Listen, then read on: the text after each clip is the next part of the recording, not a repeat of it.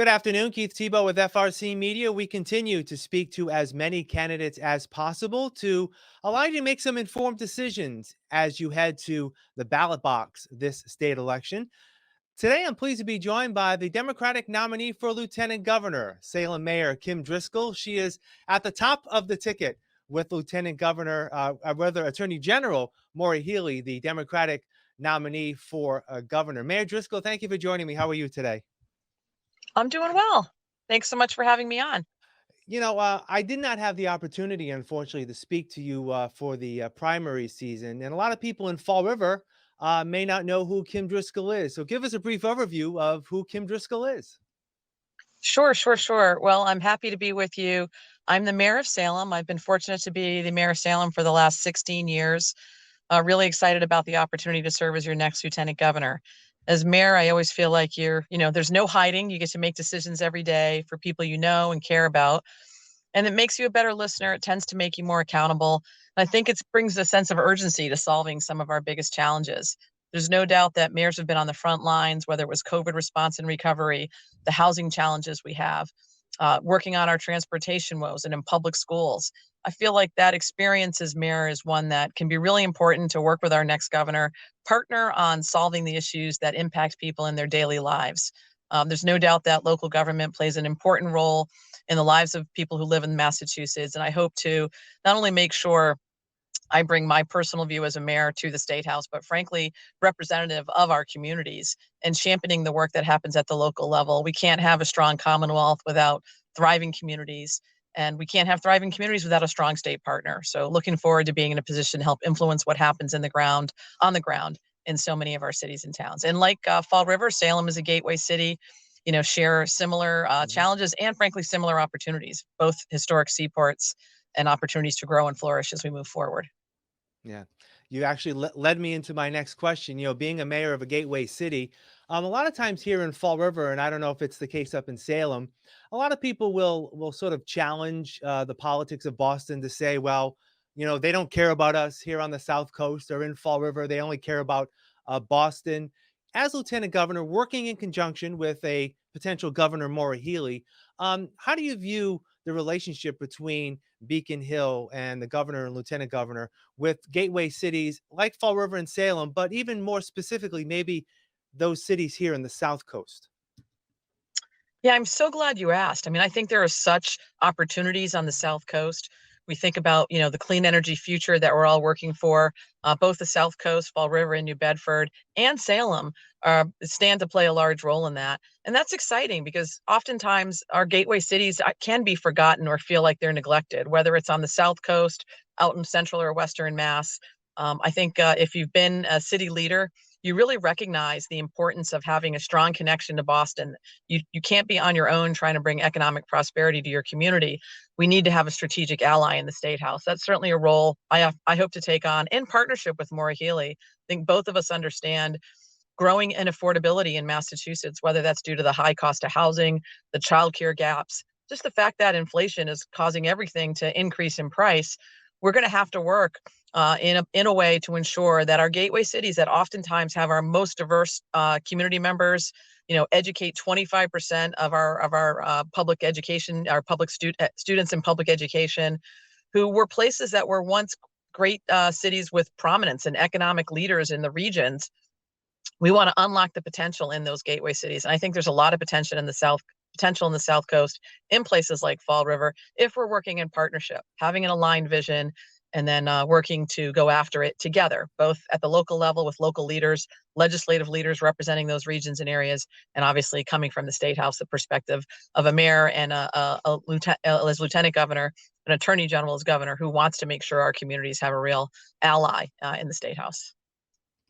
In many ways, you have some big shoes to fill. Many of our local leaders here, Mayor Coogan, the legislative delegation, has really heaped praise upon current Lieutenant Governor Karen Polito and her work on focusing on reaching out to the cities and towns, keeping lines of communication open. What do you need? Is that something you hope to continue on in your role as Lieutenant Governor, being that liaison between cities and towns and the executive branch? Yeah, absolutely. And I would echo their sentiments as well. I know Mayor Coogan, I think many local leaders feel like the Baker-Polito administration has been strong partners in the work. So we're not starting from a place where there isn't a foundation that's already been made. Now it's about, I think accelerating the pace of what we're doing. And, as someone who's been a mayor, I know what it's like to be in City Hall, to be facing a challenge, and wanting to make sure that they see the state as a strategic ally in the work ahead. Looking forward to leaning in both with Mayor Coogan, with Mayor Mitchell in New Bedford, and other local leaders to ensure that we're thinking about the investments we're making in a way that's going to lead to longer term economic prosperity in our communities. There's no other way to approach Massachusetts moving forward than ensuring that we are a place that works for and welcomes all, no matter what your zip code is or your background. That's the true value and compass, I think, for Massachusetts and certainly for this hoped for administration. It appears that on a lot of people's minds is the economy, making ends meet. That was a big topic of discussion in the two gubernatorial debates that were recently held with your running mate and former state representative Geoff Diehl. How does the Healey Driscoll team look at trying to help people in our communities, not only in the South Coast but across the Commonwealth, deal with high inflation and potentially helping them make ends meet in a number of issues, housing and what have you. Yeah, there's no doubt that growing inaffordability is one of the biggest issues that we hear about throughout the Commonwealth. And a lot of that is due to the high housing costs here. There isn't enough housing. The housing we have is very expensive and oftentimes doesn't meet community needs. We hope to be in a position to help with creating additional housing units within the Commonwealth, and that really need to make sure a whole heck of a lot of those are more affordable, both to people who are here now, and we know the young adults and older adults who want to age in place. The other key areas when we think about affordability are also the childcare. The childcare gaps are real. I was a mom of three under the age of 5 years old at one time, and my husband and I know what it feels like to not only be running around trying to find high quality childcare, but the ability to afford it. It's high past the time that we have more affordable childcare options for community members, particularly folks living in gateway cities. We hope to lean into that work. We've got impressive policies based on the Common Start that we hope a better platform for municipalities to help with reducing costs for working families.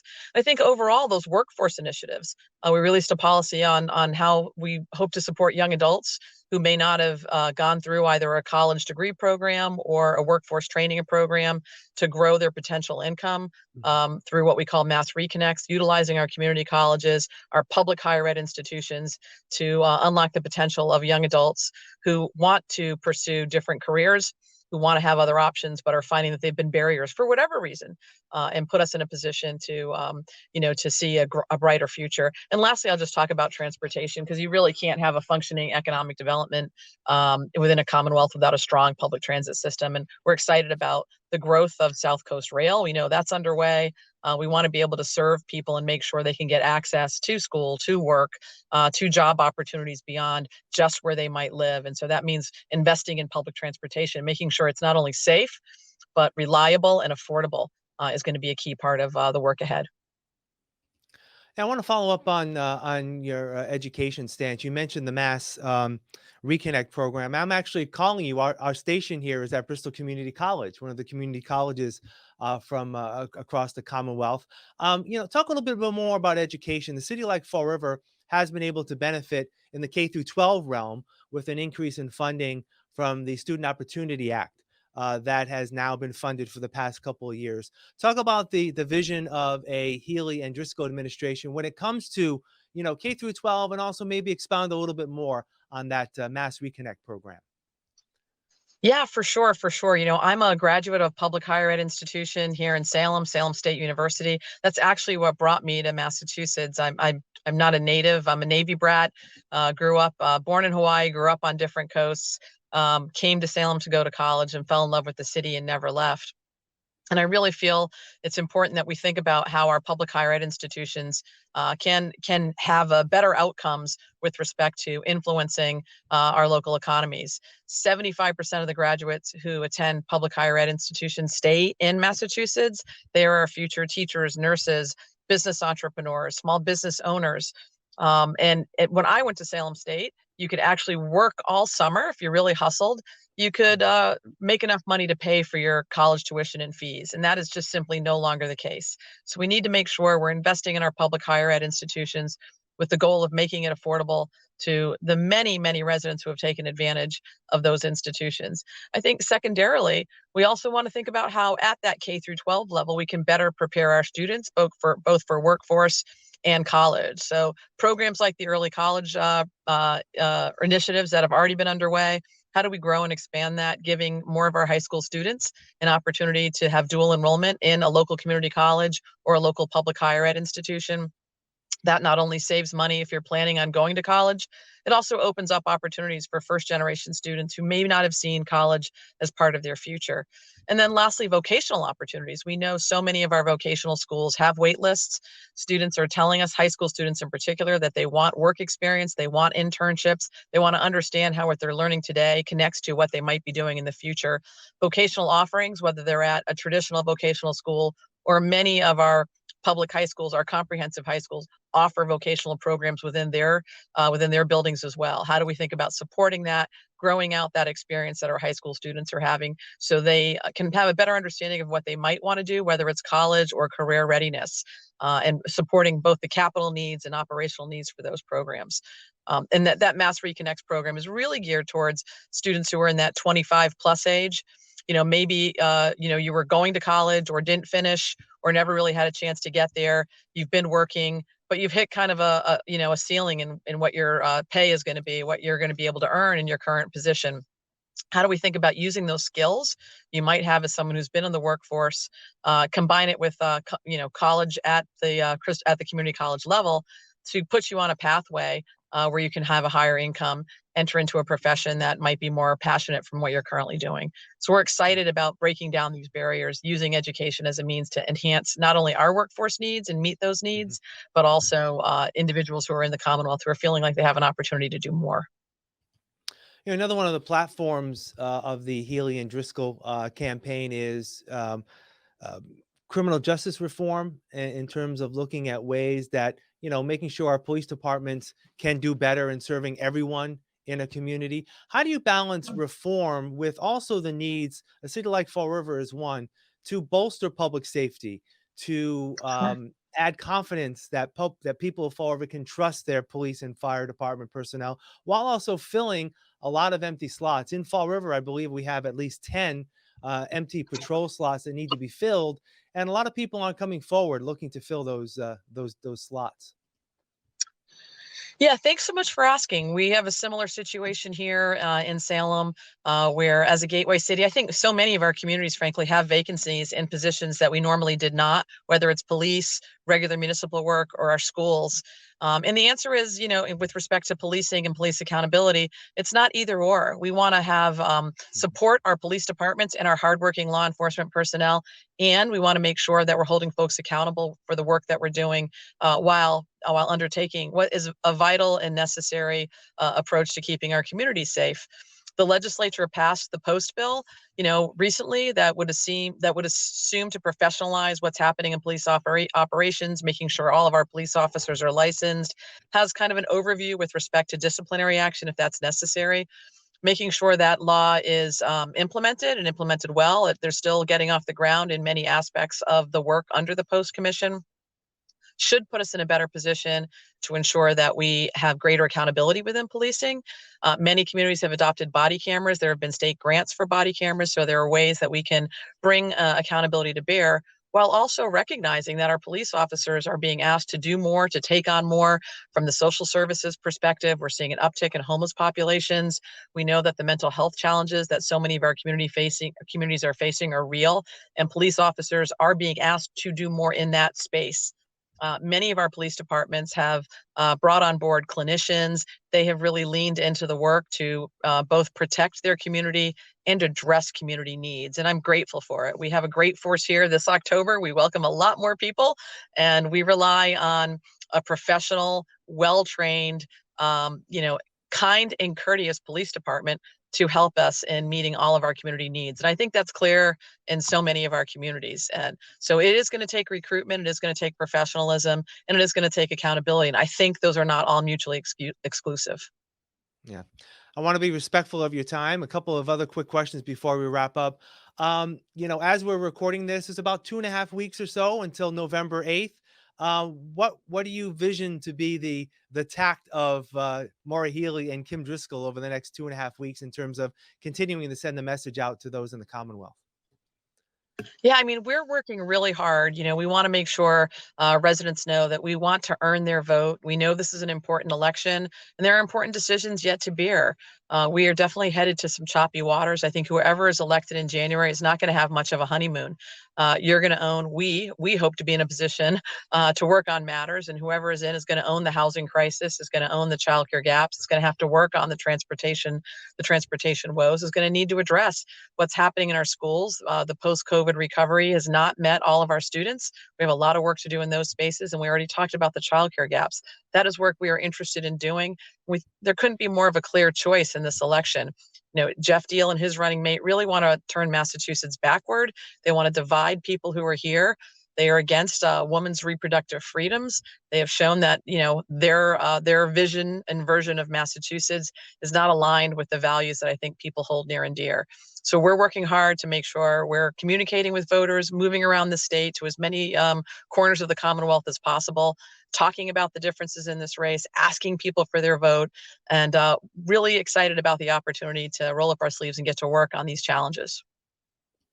I just want to ask you quickly about a couple of the ballot questions on the election this year. Question number one will ask for voters to approve a constitutional amendment which will impose a 4% additional tax on those making $1 million or more a year. Will you be planning to vote yes or no on that? Yes, definitely supportive. I know that we need a sustainable revenue stream to help assist with transportation infrastructure cost, with our education needs as we go forward. And this is something that we think is very manageable from the perspective of a small percentage of people impacted for resources and dollars that can provide a really large gain. And question number four, dealing with the expansion of the availability of driver's licenses. Of course, the legislature did pass that law. There's a group looking to repeal it. How do you view that question? Yeah, absolutely think we should keep the law in place. 17 other states have a very similar law that will enable, public safety to be, first and foremost, front and center, I should say, on the road. If folks are going to be driving, we want them to be licensed and insured. We think this makes sense from a public safety perspective, and certainly as a mayor of a gateway city, this is an important issue. One final question, leading up prior to the primary in September 6th, you were focused on one race, and now sort of you're working in tandem, obviously, with the Attorney General, running as a team. Has that been a different dynamic in terms of, coordinating staff and resources and doing interviews like this? I'm not probably going to have the opportunity to speak with the Attorney General, so that's why I'm glad I was able to speak with you as the ticket. Has that been a different dynamic over the past month or so? Yeah, it has been, and I'll tell you, it's been fabulous. There's nothing better than being teamed up with somebody that you like, that you respect, that you think is capable. I like to say mayors are part of the Get Stuff Done wing, and there's no doubt that Attorney General Maura Healey has been part of the Get Stuff Done wing of that organization.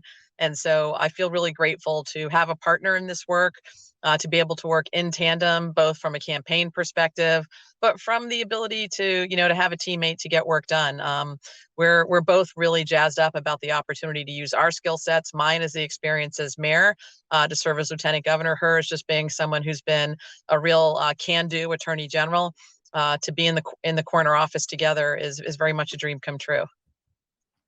All right, Salem Mayor Kim Driscoll, candidate for lieutenant governor on the Democratic side. I really appreciate your time. I know how busy your time is. And I do really appreciate you talking to the voters of Fall River, and I wish you all the best. Thank you for joining me.